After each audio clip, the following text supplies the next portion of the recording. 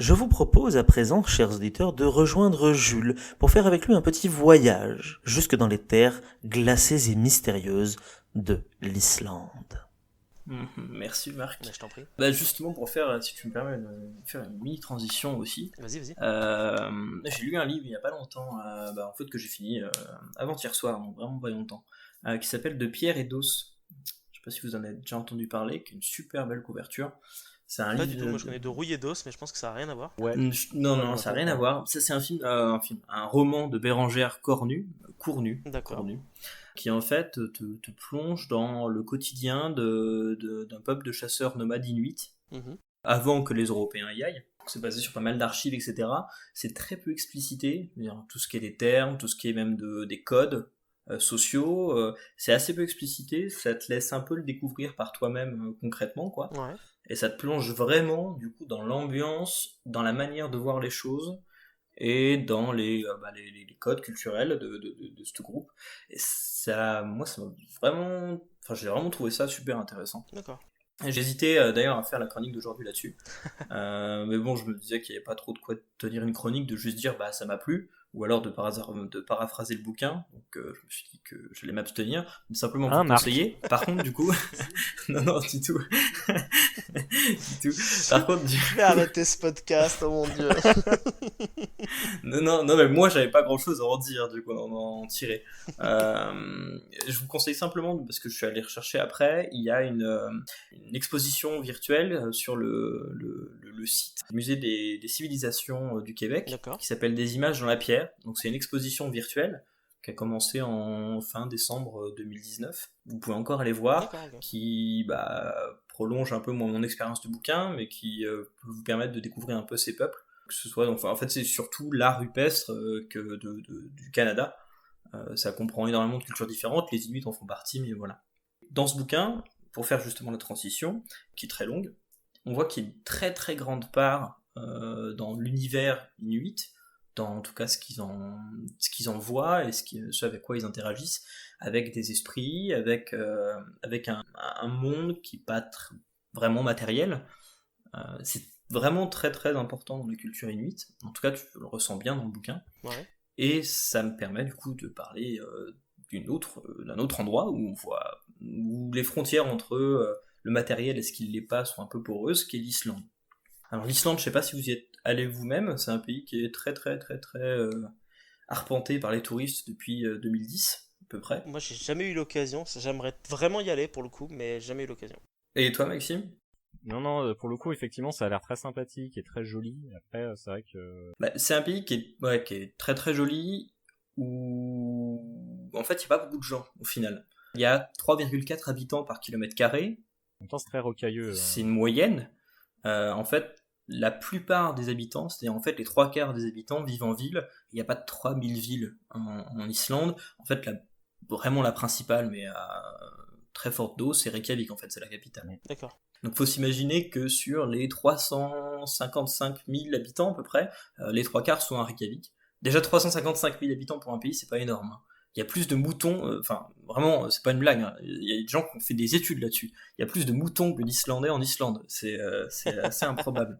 Il y a surtout plus d'étrangers pendant la période d'été que d'Islandais. C'est difficile de voir un Islandais plutôt qu'un Français pendant la période estivale, en fait, tout simplement. D'accord. Et donc, malgré une population qui est essentiellement citadine, je vous l'ai dit, les trois quarts d'Islandais vivent en ville, la nature, elle tient une très très grande place culturelle en Islande. Déjà au niveau des protections, vous imaginez bien qu'avec autant de touristes, ils ont mis vraiment le paquet, mine de rien, pour protéger. Pour vous donner un exemple, j'ai un ami qui était dans un 4x4 de location. Ouais.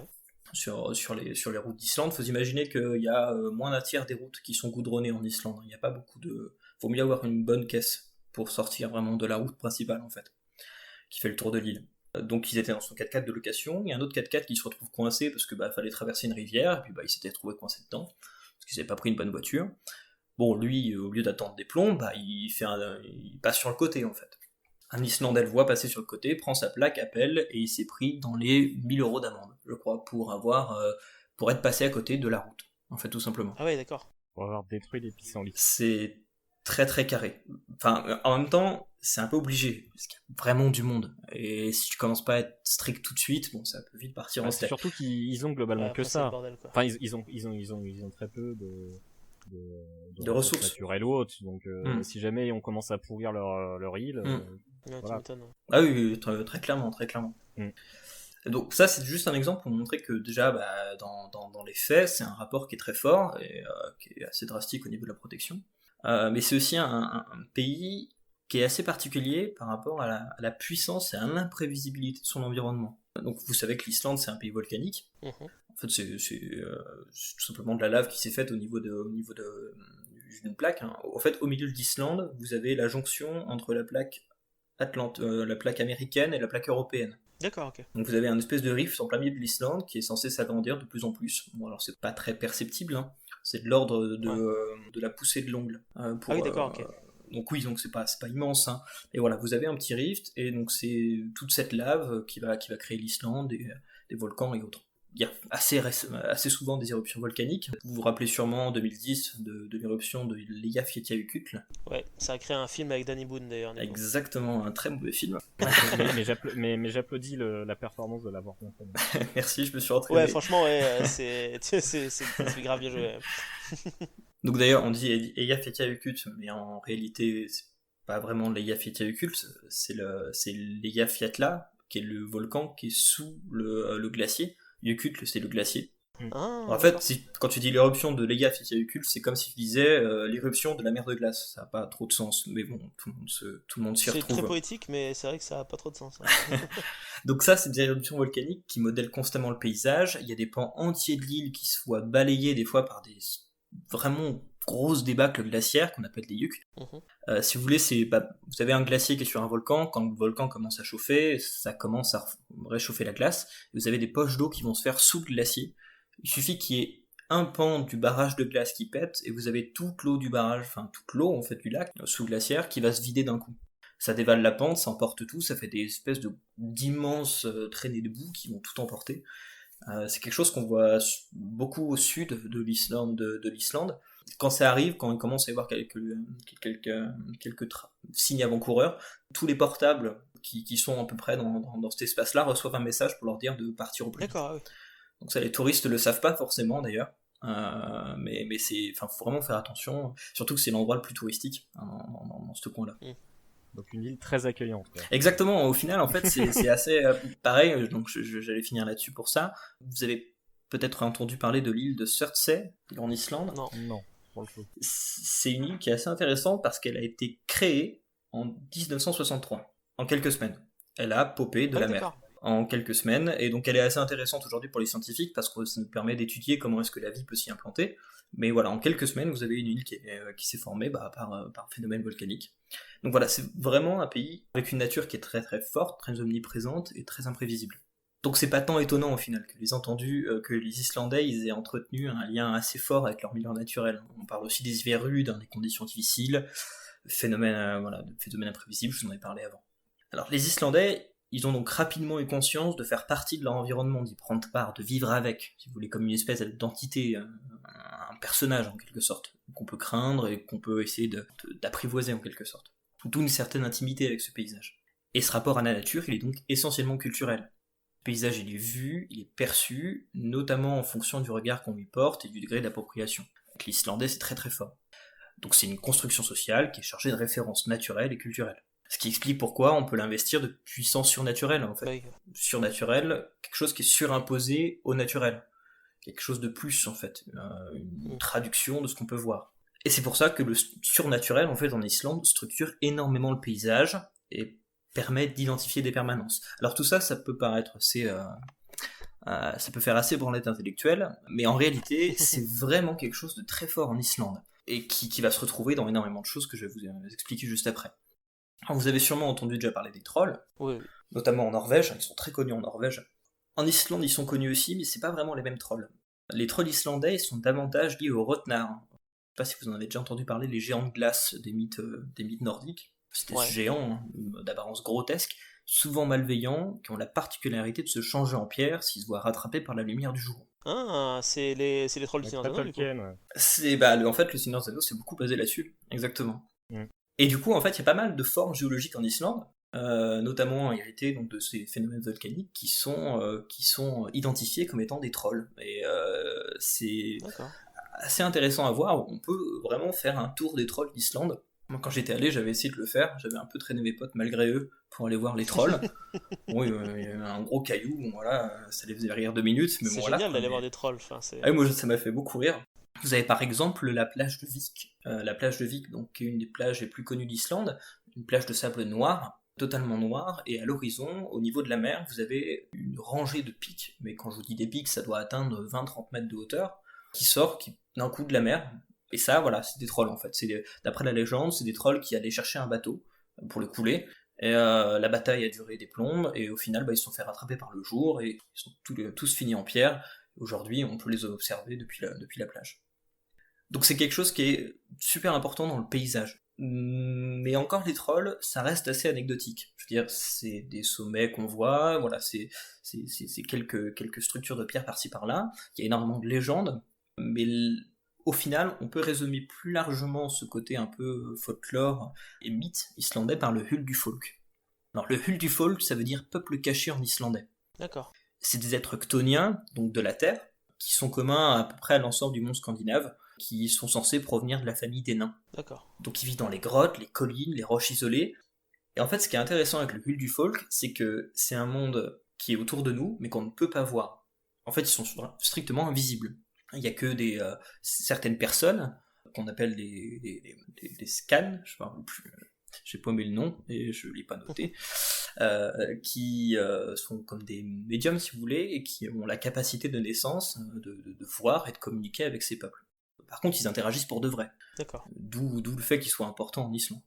Donc ces elfes, parce que ça, en fait, ils ont l'apparence d'elfes apparemment, mais d'une espèce d'utopie d'elfes qui vivent dans un monde rural du 19e siècle, à peu près. Donc avec la charrue, avec etc. Voilà. D'accord. En fait, c'est vraiment une cristallisation de cette espèce d'idéal rural auquel se rattache l'Islande, parce que l'Islande c'est un pays qui est pas qui est pas arrivé dans le jeu de la mondialisation depuis bien longtemps. En réalité, hein, c'est un pays qui est très rural, qui est très isolé, qui d'un coup s'est retrouvé un peu dans le feu des projecteurs.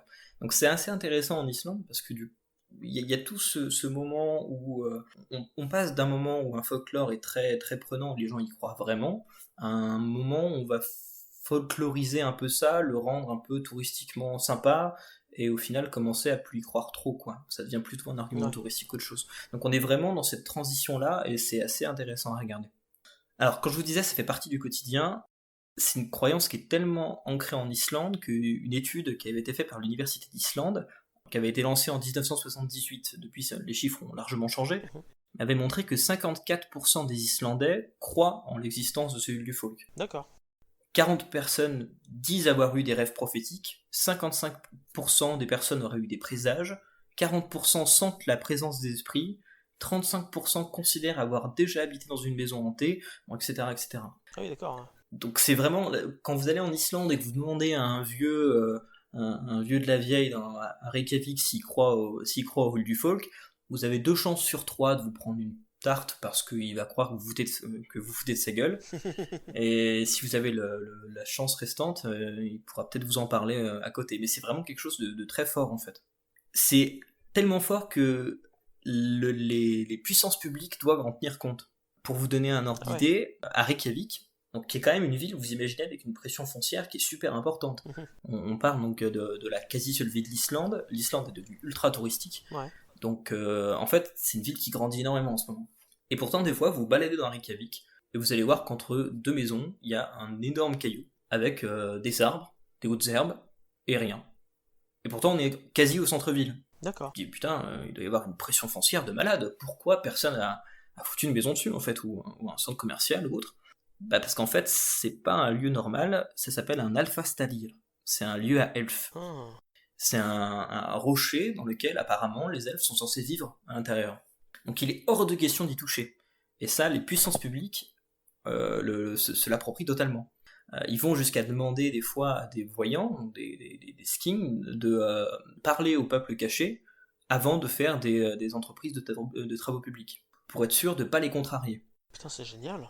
C'est tellement en fait ancré dans la culture populaire que forcément, en tant que preneur de décision, on est obligé tenir compte en fait, et réellement. Ouais, c'est presque religieux, quoi, en fait, du coup. Oui, mais carrément, c'est carrément ça. Pour vous donner un ordre d'idée, il y avait un Alpha Stadia, donc un lieu à elfes, un énorme rocher, qui avait été décidé donc qu'on allait le prendre et puis le déplacer pour faire une route. Parce on fait souvent des détours pour les routes, pour aller déranger. Bon, là, il avait été décidé que, bon, il y avait eu des consultations, etc. Bon, on déplace le rocher, je ne me rappelle plus l'année auquel ça s'est passé, mais on déplace le rocher, bon, au final, il y a une erreur de manip, le rocher tombe au sol, se casse en deux. Merde. Et alors là, tout le monde sur le cul, tout le monde ne se sent pas bien. Et coïncidence ou pas, quelques jours plus tard, une retenue d'eau pour un grand bassin de pisciculture a lâché, ce qui a du coup détruit tout le bassin, tous les poissons sont morts, et qui a un peu foutu la merde. Coïncidence? Je ne crois Ah pas. les gens ont fait le lien. Évidemment, ouais. Bah ouais, tu m'étonnes, faut pas faire chier les elfes, quoi. Les gens présents sur le sentier, en tout cas quelques-uns d'entre eux, ont démissionné. Ouais. D'accord. Ont démissionné à cause de Pas ça. prendre de risques, quoi. Donc parce que ils se sentaient mal d'avoir participé à énerver les elfes. Donc c'est vraiment quelque chose d'assez important. Ouais, effectivement, ouais. Vous avez comme je vous disais donc dans Reykjavik, vous avez des fois dans la rue, vous passez du numéro 100 au numéro 104 parce que du 100 au 104 en fait vous avez un lieu à elfes qu'on risque pas de toucher. Ouais. Donc c'est en 79 que ça s'est passé, le truc de la pierre, D'accord, ok. dans l'agglomération de Reykjavik. Et c'est 70 000 truites d'élevage qui ont été tuées du coup. Donc s'en suivirent plusieurs démissions d'ouvriers au refus de travailler aux abords de ce site. Ah non, mais c'est vrai que quand t'as la tradition qui est extrêmement ancrée, c'est difficile humainement, c'est difficile de pas se dire que c'est pas une coïncidence, quoi. Tu pètes un objet, un lieu extrêmement important pour les elfes en qui tu crois vraiment, et 2 jours après, t'as 6000 trucs qui meurent. Ouais, ça c'est difficile de pas se dire merde, j'ai fait chier les elfes, donc du coup ils se vengent, quoi. Bah oui, totalement. D'ailleurs aussi la raison pour laquelle ils mettent juste des petites maisons des fois quand tu te balades à Reykjavik, tu vois qu'il y a des toutes petites maisons, mais genre je sais pas, elles doivent faire 50 cm de haut, Ouais. dans les jardins. Ça s'appelle des Ralfhol, c'est des petites maisons en bois qui sont construites pour les elfes dans les jardins pour porter chance et bonheur aux occupants de la maison. Ouais, d'accord. Donc pareil, en fait c'est des détails que tu vois, même donc, ils se retranscrivent autant à une échelle très fine qui est celle de la maison, du jardin, que à des échelles beaucoup plus larges, comme les travaux publics, ou même la gestion du territoire en lui-même en fait, même la gestion des conflits ou autre. C'est fou. En fait, c'est marrant parce que, bon, moi, je peux parler que de ce que je connais, hein. C'est-à-dire que c'est marrant à quel point ça se rapproche un petit peu du Japon. Ouais, c'est ce que je veux dire à aussi. ce niveau-là. Japon qui est pareil, un pays qui est beaucoup plus mondialisé que l'Islande, hein, évidemment. Mais justement, qui a gardé cette part un peu de Tradition. prier, de tradition. Par exemple, il y a des temples à peu près tous les 2 mètres là-bas. Et par exemple, beaucoup d'adolescents, ils vont prier dans les temples avant leurs examens. Ils vont aller mettre des petits vœux, les accrocher dans le petit truc du temple aussi. Ils ont beaucoup de petites traditions comme ça qui se rapprochent beaucoup, et ils ont aussi cette espèce de déification, on va dire, un peu des catastrophes naturelles. Mais je pense que justement ça qui est marrant, c'est à quel point les 2 pays sont proches aussi, dans le sens où le Japon aussi c'est une île qui est très volcanique, où il n'y a pas grand chose, où ils se prennent sur la gueule des tremblements de terre ou des tsunamis tous les 3 jours. Du coup, c'est marrant à quel point justement l'omniprésence de la force de la nature a tendance à justement ancrer les traditions chez un peuple. Du coup, du coup, ça c'est forcément t'as tendance à plus du coup respecter en disant ouais, mais bon, si jamais on fait n'importe quoi, on va se prendre un peu. Parce qu'au fond, tu sais de quoi la nature est capable, donc forcément tu lui voues plus de respect en fait. C'est ça. À l'inverse de nous, autrefois, jadis, on avait aussi des traditions, mais qui ont disparu à cause du christianisme, mais on a moins de catastrophes naturelles, donc ce qui fait qu'on va être moins enclin à dire que c'est la faute des esprits ou des corrigans, quoi. Mais, et puis il y a pareil au Japon pas mal de petites traditions un petit peu, comme par exemple à une certaine date, par exemple on va faire des espèces de petits animaux en fait, avec genre une aubergine ou des légumes en fait, et on va leur mettre 4 petites pattes, et en fait c'est des choses qui sont censées guider en fait l'âme des défunts pour qu'ils viennent nous dire bonjour, et en fait on allume un petit feu histoire de guider, histoire que tout aille bien. Il y a pas mal de petits trucs qui sont encore très ancrés actuellement, justement des espèces de petites traditions comme ça, histoire que du coup les esprits soient contents, quoi, pour éviter qu'il y ait des soucis comme ça. C'est vrai qu'il y aurait peut-être des parallèles à faire. Après, je suis jamais là au Japon, je vais pas du tout bouffer le sujet, mais ça m'a l'air d'être un pays qui est quand même beaucoup plus mondialisé depuis bien plus longtemps. Et au niveau de l'Islande, je trouve que ce qui est vraiment intéressant, c'est de voir ce cet écart qui se creuse en fait entre population rurale qui croit en cela, mais croit en cela c'est assez subtil, c'est vraiment juste un rapport à l'environnement qui est autre, c'est un environnement qui est personnifié en fait, tout simplement.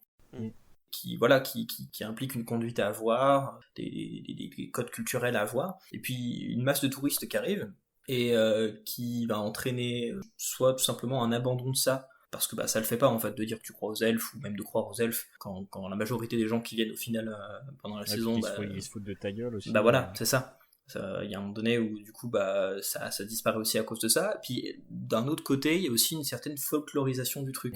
Moi, quand je suis arrivé à Reykjavik, donc j'avais fait mes recherches exprès, hein, je m'étais vraiment dit je vais faire un petit papier après en sortant et tout machin, et j'avais trouvé une école à Reykjavik qui apprend aux touristes en fait à aller voir du folk, qui te vend le truc en mode sortie, on va aller voir les elfes, etc. Donc il y a vraiment un côté aussi folklorisation de ça, qui est assez dommageable pour la véracité des croyances, enfin en quelque sorte. Pour le respect, même bêtement. Oui, tout simplement. Tout simplement. Et ça, c'est vrai que je l'ai pas mal ressenti. Après, je trouve que les gens se rendent pas compte de l'importance des mythes, à quel point ça structure l'identité islandaise et même la vision qu'ont les Islandais de leur propre pays. Parce qu'il y a beaucoup ce côté grand paysage, qui est aussi au niveau du sud, il y a aussi beaucoup ce côté se prendre en photo à côté du même paysage que tout le monde a pris en photo 15 fois. C'est vraiment criant dans la partie sud, il y a vraiment des files d'attente pour des photos, pour la même photo. Donc c'est assez intriguant de voir que tout le monde se focus énormément sur les paysages, et qu'il y a des endroits où on va oublier, par exemple les trolls, on les oublie quasi totalement. Par exemple, il y a une des cascades les plus connues d'Islande qui s'appelle la Skogafoss. Foss, c'est la terminaison pour dire cascade, donc la cascade de Skoga, la rivière Skoga, qui est très près de la côte, donc elle est facile d'accès depuis la route, donc c'est aussi pour ça je pense qu'elle est très connue. Et tout le monde donc se prend en photo devant la cascade, etc. Mais j'ai remarqué en tout cas, la majorité des personnes oublient qu'il y a un superbe troll qui est au niveau de la cascade. Pour le coup, on voit tous les détails du visage, donc il est assez intriguant pour ça. Il a un chapeau pointu, et tout le monde passe à côté, y compris parce que les pouvoirs publics ont fortement restreint l'accès à l'endroit où il peut se trouver. Il peut potentiellement y avoir des endroits glissants, ça peut chuter, donc ils préfèrent prendre des mesures. Et donc ça veut dire qu'en fait c'est un endroit auquel sauf ceux qui veulent vraiment y aller, ne peuvent y accéder, ce qui fait que même les Islandais, ça les dépossède en quelque sorte un peu de ce folklore, de ce patrimoine en fait, à la fois géomorphologique, parce que c'est des formes du relief, quoi, et à la fois totalement folklorique, quoi. Ouais, petit à petit, ils perdent une partie d'eux-mêmes avec l'interdiction d'accéder au troll. À certains sites, je suis en train de le regarder sur Google, il est super joli ce troll. Ouais, tu l'as vu le troll de Skogafoss? Ouais, je suis en train de le regarder, je tapais Island Skogafoss troll. Et il est super beau. Il est super beau, ouais. Franchement. Mais après, ça c'est un débat, je pense, qui est plus profond par rapport à la mondialisation. Globalement, c'est à quel point justement maintenant que toutes les cultures sont censées faire partie d'une seule grande, globalement, si jamais on simplifie beaucoup, à quel point chaque spécificité va finir par disparaître. C'est le problème fatalement. Ça porte un nom, ça, quand une culture prend le pas sur une autre, c'est de la... Parce que c'est ce qui se passe concrètement, la culture qu'on pourrait appeler occidentale, mais qui est en fait la culture judéo-chrétienne, en fait, à chaque fois qu'elle va quelque part, prend le pas sur les cultures folkloriques et anciennes, païennes, et qui finissent du coup petit à petit par être annihilées, en fait, absorbées peut-être. C'est marrant que celles qui tiennent entre guillemets le plus au niveau de leur culture et justement de la spécificité de leur culture, c'est souvent les pays les plus fermés culturellement. C'est-à-dire justement les pays asiatiques, c'est-à-dire la Chine, la Corée, le Japon, la Corée beaucoup moins, mais pour le coup le Japon et la Chine, eux, ils gardent vraiment leur truc à eux. Bien sûr que du coup ils ont quand même des McDo et c'est de l'acculturation, c'est ça. Putain, pardon. Des Starbucks, mais pour le coup ils arrivent à tenir. Pourquoi? Parce que justement ils ont toujours été très très fermés à ce niveau-là, et c'est comme ça qu'ils arrivent à garder un peu leur spécificité, mais qui va finir forcément un autre par disparaître. J'arrive à avoir espoir pour l'Islande quand même, parce que depuis, je trouve, alors c'est peut-être parce que moi-même je cherche, mais je trouve que il y a un phénomène d'identification très forte, en tout cas de repères culturels très forts, et de volonté d'assumer à fond ce folklore, puis même en fait ce que les Islandais sont en vis-à-vis du reste, vis-à-vis des autres touristes qui viennent ou autres, de vraiment se réaffirmer en tant qu'Islandais, qui, je trouve, redonne quand même, enfin, garde, je trouve pas mes mots, mais continue de donner une certaine légitimité à toutes ces histoires. Même au sein des jeunes, au sein des jeunes Islandais à qui j'ai pu parler, au final, c'était quelque chose qui était assez assumé et dont ils étaient assez fiers d'ailleurs, en fait. Bah, c'est tant mieux si ça continue finalement. C'est grave chouette, franchement. Bah, parce que le folklore et le côté très enfin moi je sais que quand j'étais à la fac j'ai fait de l'anthropologie et c'est important pour les sociétés humaines d'avoir un folklore en fait et d'avoir des traditions c'est ça qui construit une culture.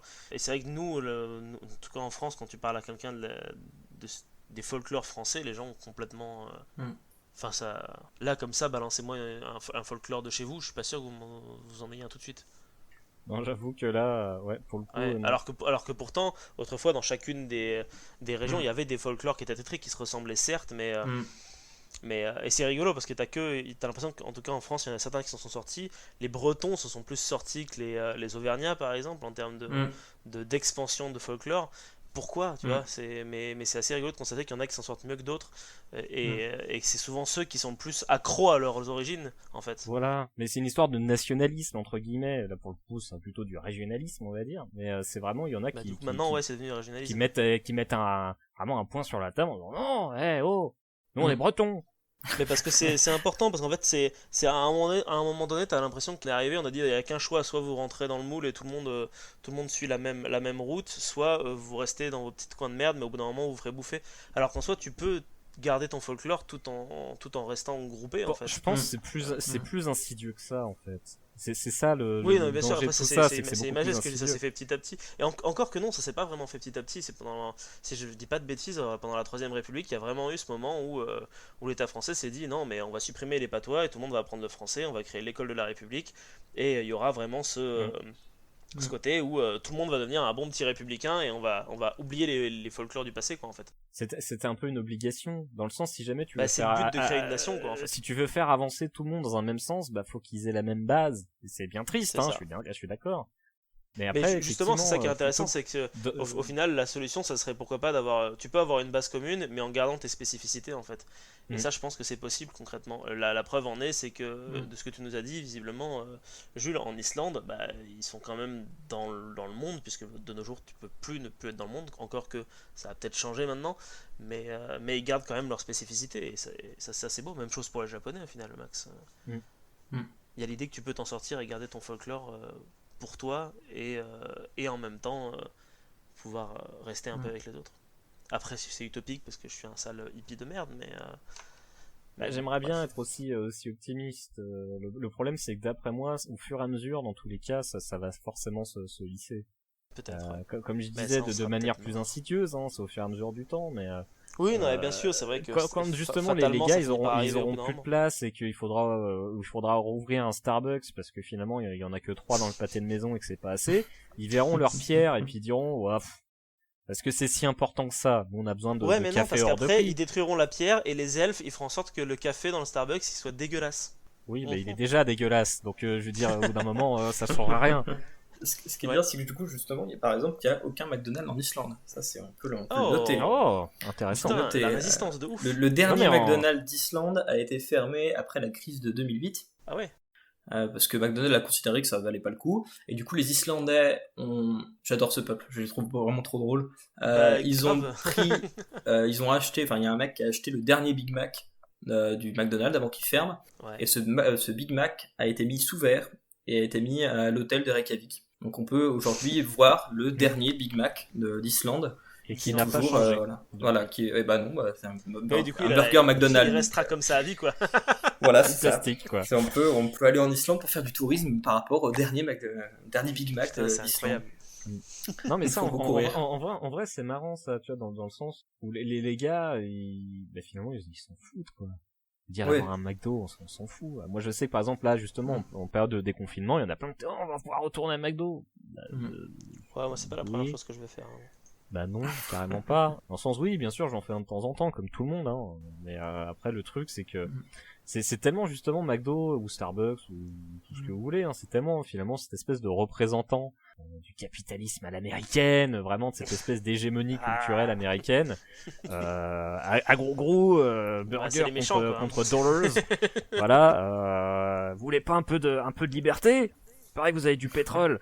Voilà, ce genre de choses. Mais du coup, c'est ça qui est marrant finalement. On parlait de gros sabots tout à l'heure, là, c'est parfait. Là, c'est ça. Après, tu vois, je trouve que les Islandais ont aussi voilà, cette volonté de. En fait, cette fierté de leur propre culture, même qui se voit, comme j'introduisais, avec rien que l'amende d'être sorti de la route. Ils sont assez férocement attachés à ça en fait, et ils sont prêts à le défendre. Nordique, hein, globalement, ils se prostituent pas aux touristes, quoi. Non, ils essayent de pas trop. Ils essayent. Alors après, dans le jardin, quoi. Ils essayent parce que encore une fois, c'est compliqué. En fait, il y a deux Islandes quand on y va en tant que touriste. Il y a vraiment l'Islande de tourisme de masse en quelque sorte, entre 3 tonnes de guillemets. En fait, c'est le Cercle d'Or. Ça s'appelle, c'est une boucle touristique si vous voulez dans le pays. Qui est essentiellement en fait autour de Reykjavik. On bouge pas beaucoup en faisant le Cercle d'Or, on peut le faire en une semaine facilement. Où on voit ce qui a été défini comme étant les trucs à voir d'Islande, ce qui est discutable en soi, mais bon voilà. Et là vous allez avoir tout le monde en fait. Vous allez avoir tout le monde, vous allez avoir les perches à selfie, vous allez avoir les drones, vous allez avoir les files d'attente. Ça c'est une Islande qui est très différente de ceux qui vont monter au nord comme ils peuvent pour aller voir les fjords qui sont éloignés des circuits touristiques et où on rencontre pas grand monde au final. En fait, vous avez vraiment un tourisme à 2 vitesses en Islande, mais à 2 vitesses assez séparées, genre vraiment nettement quoi. Ouais. Pareil, je pourrais même en faire 3 en fait, parce que vous pouvez aussi avoir ceux qui vont aller dans le cœur du pays, au centre du pays, où en fait vous pouvez pas y accéder autrement qu'en 4x4, comme je vous le disais, faut traverser des rivières, faut passer sur des chemins caoutchoucs, il y a pas de route de toute façon, enfin bon voilà quoi. Donc faut savoir ce qu'on veut aussi, et c'est pas le même genre de tourisme pour le coup. Donc ils ont aussi, je pense, ça comme qualité, comme barrière, comme garde-fou, je pense, peut-être. Et finalement aussi une barrière finalement géographique, quoi. Totalement. Et d'ailleurs, c'est encore une fois marrant à quel point c'est proche du Japon, parce que le Japon, tu sors des villes, bah, si t'as que des petits villages de pêcheurs pour nulle part, tu vas pas trouver de touristes là-bas. En même temps, il y a pas grand-chose à voir là-bas, mais dans le sens où vraiment, je pense que d'un point de vue typographie plutôt, mais du coup les deux sont très proches finalement. C'est vraiment une île coupée du monde, très montagneuse. Du coup, c'est pour ça que finalement tout le monde est dans des villes, et finalement à l'intérieur des villes, bah t'as pas grand monde et t'as souvent des villages un peu, je vais dire ça avec beaucoup de guillemets, arriérés, très ruraux, très finalement avec peu d'habitants au mètre carré, qui sont plus traditionnels, on va dire. Ouais. Donc je pense qu'il y a vraiment ce côté-là aussi. C'est vrai qu'il y aurait peut-être un parallèle intéressant vraiment à faire. Ethnographique entre les deux. Ouais, mais surtout le principe d'être une île en fait, je pense en vrai. Parce que quand t'es une île, forcément l'influence met plus de temps à arriver. Ça c'est clair. Ouais, mais après il y a des îles qui sont pas aussi c'est pas aussi marqué. Hein. Ça dépend de l'île en fait. Ouais, mais justement comme je disais, c'est loin, il fait froid, t'as pas forcément envie d'y aller. Ouais, c'est pas très accueillant. Mais en soi le Japon non plus c'est pas accueillant, hein, à part de la rocaille et des tsunamis. Bah voilà, c'est ça, tout de suite, quand c'est moins accueillant, entre guillemets, t'as pas forcément envie d'y aller. Et puis quand le peuple qui est en face se défend aussi quand t'arrives, forcément tu mets moins facilement ton influence. Et c'est pour ça que, comme je disais, il y avait peut-être un lien justement entre l'inhospitalité de l'île et justement la présence très forte de, finalement des traditions. Je pense qu'effectivement il y a un lien. Il y a un lien avec le mystère, de toute façon, je trouve, c'est quelque chose, je suis d'accord avec Marc, genre, je suis triste de ne pas pouvoir, par exemple, trouver des livres sur le coin en fait, où je vis, qui expliquent les mythes et légendes locales, qui pourtant existent. Mais des fois, tu arrives à en trouver, par exemple, dans les monts du Forêt, vers Saint-Étienne, tu as la vallée glaciaire du Fossa, qui est en fait une ancienne vallée glaciaire. Il n'en reste pas beaucoup des traces de ces anciennes vallées glaciaires dans le Massif central. Donc une vallée qui est assez encaissée, avec des pins, des sapins et autres. Très joli, ouais. Moi, j'étais allé parce que ancienne vallée glaciaire, et je voulais trouver des traces de glaciers. C'est dans le Forêt, hein, c'est ça ? C'est dans le Forêt, ouais, la vallée glaciaire du Fossa, F-O-2-S-A-T. C'est très joli. Ouais. Et c'est un lieu en fait qui est parce que encaissé, parce que dans une forêt assez éloignée, il y a même une source hydrothermale qui en sort à un endroit. en fait, où il y a énormément de légendes, de mythes qui courent autour de ça. Et en recherchant, en fait, tout simplement, déjà les coordonnées, puis même les sentiers de balade qu'il y avait autour de ça, bah, j'ai retrouvé des choses qui en parlaient. Et ça m'a fait plaisir, c'est bête, hein, mais ça m'a fait plaisir de me dire, ah bah tiens, ok, bah, je vais aller dans un endroit un peu empreint de ce côté mythe et légende, un peu mystérieux, un peu etc. Et on ressent vraiment ça, on ressent vraiment cette ambiance, je trouve, dans cette vallée. Et c'est quelque chose que c'est vrai que je déplore un peu de ne pas avoir plus, parce que c'est vrai que c'est vraiment quelque chose qui est ultra prégnant en Islande, quoi. C'est vrai que ça se perd tous ces côtés mythes et légendes. On veut dire en France, c'est vrai que les mythes et légendes, t'en as pas tant que ça. Celle qui vient à l'esprit, c'est peut-être la bête du Gévaudan à peu près, mais c'est pas tout. Quoi. Et après, effectivement, Auvergne représente. Massif central totalement représenté ici. Mais c'est vrai que malgré le fait, j'ai dû habiter dans les Ardennes, mais c'est vrai que là-bas, ça a beau être un endroit assez rural, hein, finalement. On n'avait toujours pas spécialement de traditions particulières ou de légendes, légendes urbaines comme ça. Ça veut dire même dans les coins entre guillemets reculés, bah non. Ouais, ça serait étrange. Bah t'en as en fait, c'est juste qu'il faut les chercher. Là je suis en train de chercher en off un truc, c'est que dans les cours que j'ai pu suivre en anthropo, il y avait un folkloriste qui est assez célèbre qui s'appelle Claude Seignol, qui a répertorié à peu près de très nombreuses du coup légendes ou patrimoine des différentes régions françaises. Mais en même temps, lui c'est quelqu'un qui est né en 1917. Mais grâce à son travail, t'as quand même du coup un reste de ces traditions d'autrefois qui sont présentes, mais c'est juste que du coup il faut en fait nous le problème qu'on a maintenant, c'est que si on veut connaître ces légendes là, il faut les chercher en fait, il faut faire un travail de recherche dessus, et un travail de recherche qui est bon, parce que je pense que tu trouves aussi beaucoup de conneries à cause d'internet, et c'est un travail qui est peut-être plus facile à faire dans des pays justement comme l'Islande, où ça fait toujours partie du patrimoine, alors que chez nous sans parler de ça, c'est aussi que genre connaître les traditions c'est une chose, mais si jamais plus personne les respecte, c'est ça, c'est qu'en fait elles sont pas appropriées en fait, je veux dire, oui, il y a pas plus d'appropriation, c'est ça, elles sont même plus les gens qu'on peut voir, les gens qu'on peut avoir en France ou autre, de toute façon, enfin moi je suis curieux de ça et ça me touche, ça m'intrigue vraiment, mais en même temps j'arrive pas à vraiment y croire, enfin il n'y a pas de... Ouais, c'est plus une curiosité scientifique que vraiment le truc où tu dis, il y a des gens qui croient, peut-être que non. Alors qu'en Islande, il en faudrait pas beaucoup quand même, je trouve.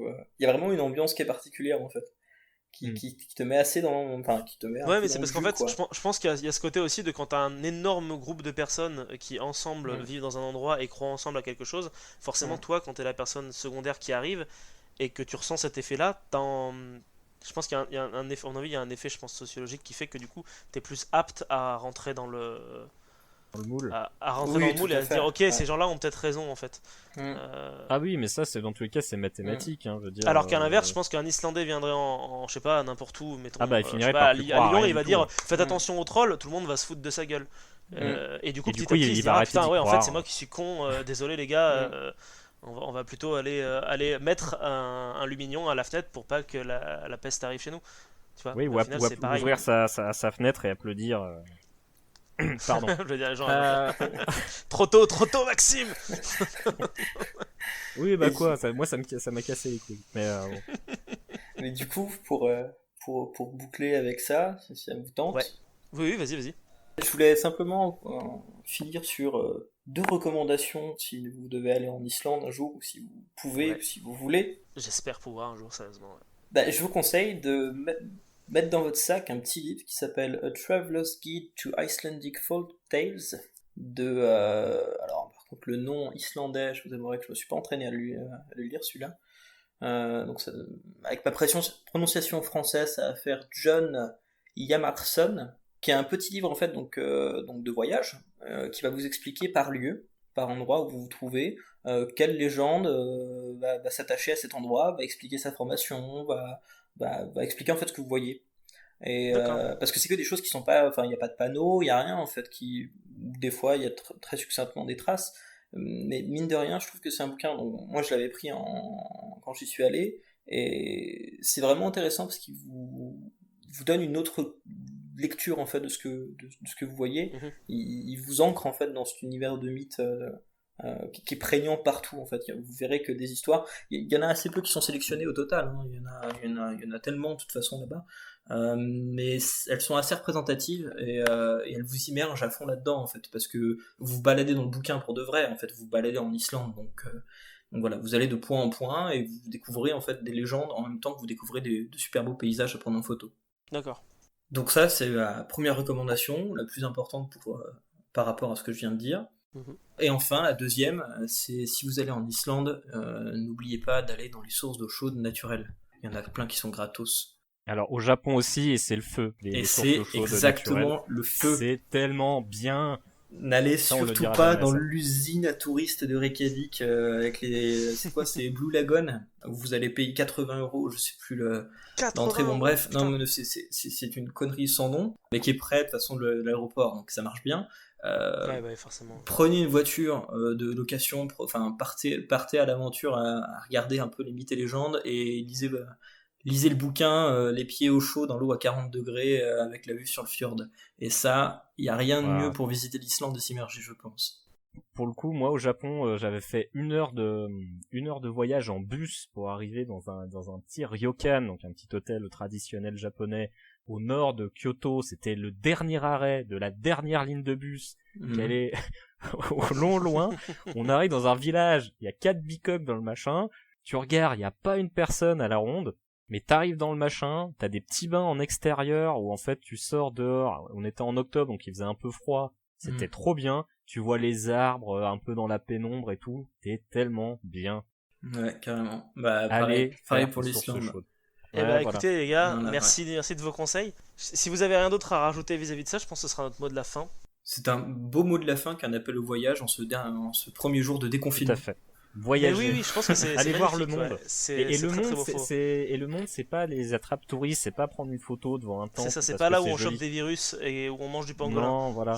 Non, parce qu'en fait, effectivement, pour en revenir sur le truc, maintenant t'as une espèce de mode où plutôt que de voyager et de vivre ton voyage, t'auras plutôt tendance en fait à montrer que t'as été à un endroit emblématique sur tes réseaux sociaux, pas pour avoir la satisfaction d'y être. Non, c'est pour montrer aux autres que t'y as été.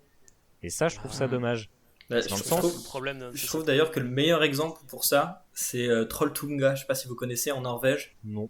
C'est une espèce de grande dalle de pierre qui est en équilibre au-dessus du vide, au-dessus d'un fjord. Ah oui. C'est une image qui est très connue. Oui. Et Trolltunga, en fait, à chaque fois, vous voyez l'image de quelqu'un qui est au bord de la langue avec les pieds qui ballottent dans le vide et la superbe vue. Sauf que ce qu'on voit pas, c'est que derrière, il y a une file d'attente qui parfois peut durer 1 heure. Les gens se tapent la randonnée pour prendre la photo de la vue seule face au monde de Trolltunga, alors qu'il y en a 200 derrière qui veulent prendre la même. Je trouve ça absolument triste. D'ailleurs, c'est en regardant mes photos d'Islande il y a pas longtemps, pour la petite anecdote, on avait essayé de monter à l'Eyjafjallajökull. Enfin, en fait, ça fait une espèce de col, si vous voulez, qui passe entre l'Eyjafjallajökull et le Vatnajökull, qui est un des plus gros glaciers d'Islande. Donc ça vous fait une petite randonnée, nous on voulait aller de l'autre côté. Donc ça monte quoi ? Je crois que ça monte à 800 mètres de mémoire, je dis peut-être une connerie, peut-être que 600. Enfin, nous on venait de Chambéry, on se disait 600 mètres, qu'est-ce que c'est ? Mais c'est rien du tout, quoi. LOL. Là-bas, voilà. Sauf qu'on avait oublié la question de la latitude qui avait légèrement changé.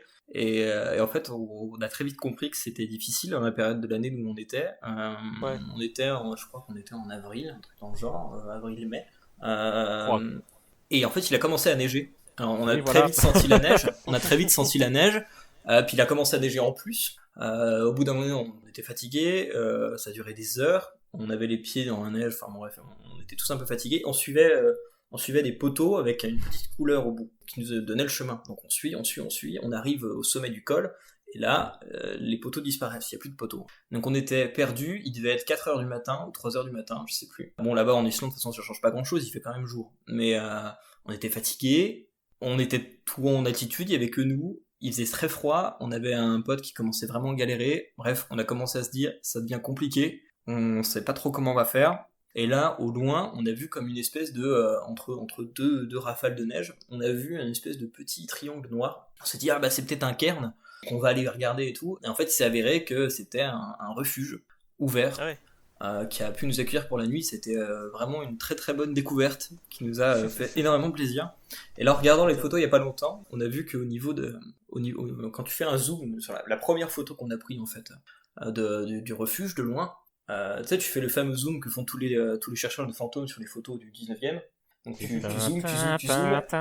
Et qu'est-ce qu'on a vu à côté de la cabane? On voit l'ombre d'un petit bonhomme qui fait coucou. Et ça nous a fait beaucoup rire. Parce qu'on s'est dit que c'était peut-être le Hulk du Folk qui, après nous avoir enlevé les bâtons, nous a au final indiqué la cabane. La bonne cabane. Qui se foutait de votre gueule en disant vous êtes trollé en fait. Vous êtes faible. Vous passerez pas le col. Et ça nous a fait beaucoup rire et ça m'a donné l'idée de faire cette chronique. D'accord. Et ben on peut remercier ce troll, qu'il soit vrai ou non d'ailleurs. Ce petit elfe. Ce troll. Bref.